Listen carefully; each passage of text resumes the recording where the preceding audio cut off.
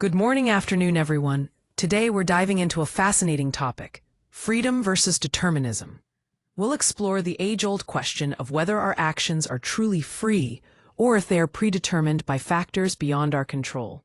As we embark on this journey, think of the balance between choice and fate, much like the antique scale you see here, weighing the possibilities.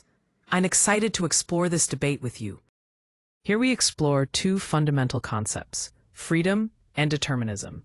Freedom refers to our capacity for genuine choice and voluntary action, meaning we have the ability to decide and act independently.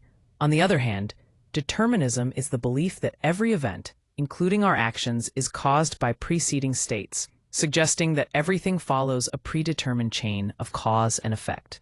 The image on the left, a close-up of an intricate pocket watch mechanism, symbolizes this idea. Just like the gears inside the watch operate in a precise, interconnected way leading to specific outcomes, determinism views events as similarly interconnected and causally linked. Understanding these concepts is essential as they frame much of the debate about human nature and responsibility. Here we see the core claim of libertarianism, which argues that people possess undetermined choices, allowing for genuine alternative possibilities. This highlights the belief that our decisions are not preset, giving us true freedom to choose. Next, the support for this idea comes from the phenomenology of choice and moral accountability. Essentially, our lived experience of making choices and feeling responsible for them underpins the argument for free will and responsibility. However, there are challenges as well. One significant difficulty is explaining non-physical agency. How choices arise beyond purely physical processes remains a complex issue that is still unresolved. The image of the shoes at a crossroads symbolizes this pivotal moment of decision, standing between sloth and vitality, inactivity and energy. It captures the essence of the libertarian perspective that we genuinely face meaningful choices. Here we're exploring the core idea of hard determinism, summarized by the title, Everything is Predetermined. The first point presents the argument that every action we take is the result of a continuous chain of prior causes. This means each event is linked to a cause before it, and because of this unbroken chain, the traditional notion of free will doesn't truly exist. We're essentially saying that our choices aren't free in the way we normally think about them. The second point focuses on the consequences of this perspective, especially regarding moral responsibility. If our actions are determined by prior causes, then the idea that people freely choose their actions and therefore deserve praise or blame comes into question. It suggests that we might need to rethink how we hold people morally responsible, since their choices aren't genuinely free. The image of the hand stopping dominoes from falling visually captures this concept. It symbolizes an intervention breaking what would otherwise be a predetermined sequence of events, highlighting how these causal chains operate. The icons, a gavel for argument and balanced scales representing responsibility, help reinforce these key ideas. Overall, this slide encourages us to consider the implications of a universe where everything, including human decisions, is part of a determined sequence. Here we explore the concept of compatibilism, which seeks to reconcile the ideas of freedom and determinism. At its core, compatibilism defines freedom as acting in alignment with one's desires and reasons, even when those desires and reasons are themselves influenced by prior causes. This means that although our choices may be shaped by previous events, we are still free as long as we act according to what we genuinely want and rationally endorse. Notice how the balanced scale icon symbolizes this delicate harmony between free will and determinism, highlighting the idea that these two concepts can coexist rather than conflict. The overlapping reflective discs in the image visually represent this blend, mirroring how these seemingly opposing ideas interconnect smoothly. Here we explore the concept of indeterminism, which is all about the idea that not everything in the universe is predetermined. The first point highlights the appeal of indeterminism. It allows for real openness in decisions and actions, meaning that outcomes are not fixed in advance. This introduces the possibility that events can unfold in genuinely new and unpredictable ways. On the other hand, the second point presents a critique of randomness. While random chance does add unpredictability, it doesn't necessarily grant control or meaningful free will. It simply means that events are unpredictable, but not necessarily influenced by our intentional choices. This distinction is crucial when considering how uncertainty and chance influence our understanding of freedom and decision-making. Here we explore neuroscientific perspectives on decision-making. First, it's important to understand that brain activity often happens before we become consciously aware of making a decision. This suggests that our brains prepare for action unconsciously, which challenges the traditional view of conscious free will. However, these findings must be interpreted with caution. There are methodological limitations in the studies, and different interpretations exist among researchers. So while these results raise important questions about free will, the debate is far from settled. The brain scans you see here illustrate the complex neural activity involved in these processes, highlighting how much there is still to uncover in understanding decision-making. Here we're looking at how our decisions are often shaped by processes we're not fully aware of. First, automatic processes play a big role. Many of our choices stem from unconscious influences, rather than careful deliberation, something well illustrated by priming studies. Secondly, when it comes to habit and deliberation, habits tend to guide our behavior much more strongly than we might think, while conscious deliberation actually plays a smaller role than commonly assumed. Both points highlight how our minds work behind the scenes, subtly steering our actions without us always realizing it. Here we delve into 3 philosophical challenges in defining freedom. First, sourcehood focuses on the origin of our actions.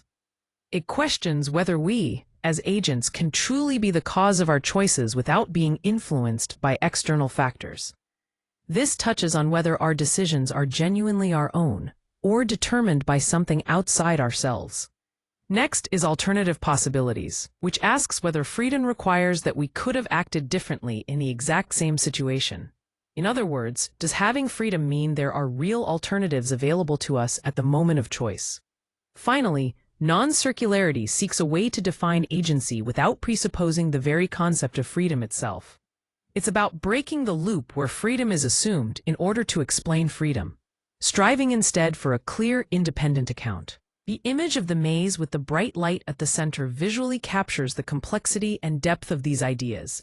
Freedom is not a straightforward path, but a layered concept that needs careful exploration.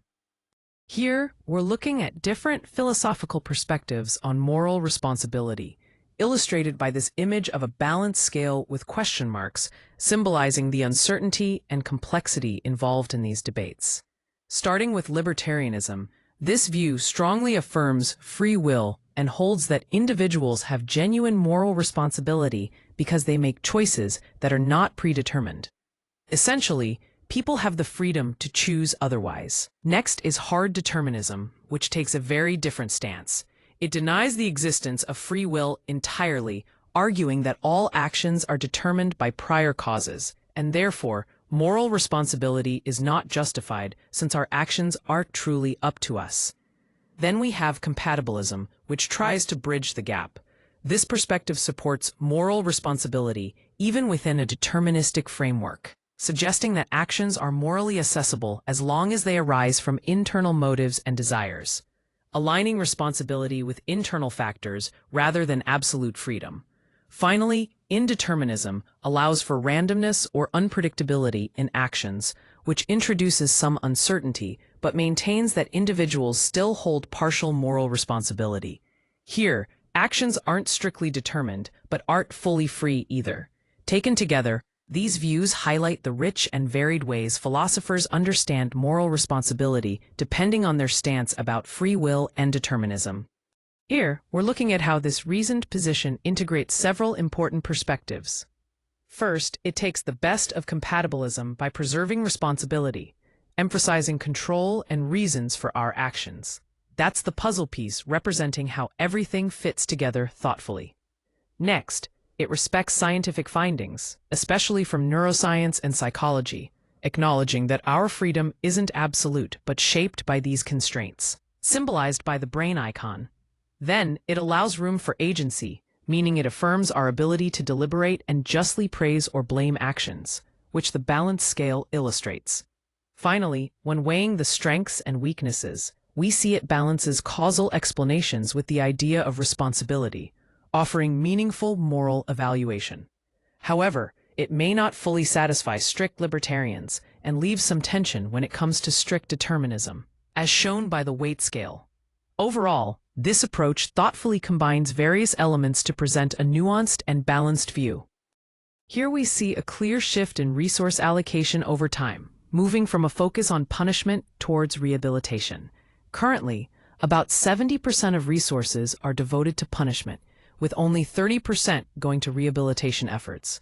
However, in the midterm, this balance begins to change significantly, with rehabilitation receiving 60% of resources compared to 40% for punishment. Looking further ahead to the long term, rehabilitation is projected to dominate, receiving 80% of resources while punishment drops to just 20%. This trend highlights important ethical and societal implications, suggesting a move towards more humane and constructive approaches that prioritize restoring individuals rather than simply penalizing them. It reflects a growing recognition that rehabilitation can lead to better outcomes for both individuals and society as a whole. To wrap things up, let's review the key arguments we've covered. First, when it comes to evidence, both scientific and philosophical perspectives suggest that while agency may be limited, it is not completely ruled out. This is an important foundation for our understanding. Moving on to philosophy, the compatibilist account offers the most balanced approach by reconciling the idea of responsibility with causal explanations. It helps us make sense of how free will and determinism can coexist. Finally, in practice, our policies and ethical frameworks need to reflect a responsibility that is aware of these constraints. This ensures that our actions remain thoughtful and accountable in light of what we know. The image here, a pen next to a checked box, symbolizes that these considerations collectively lead us toward completed, responsible decisions.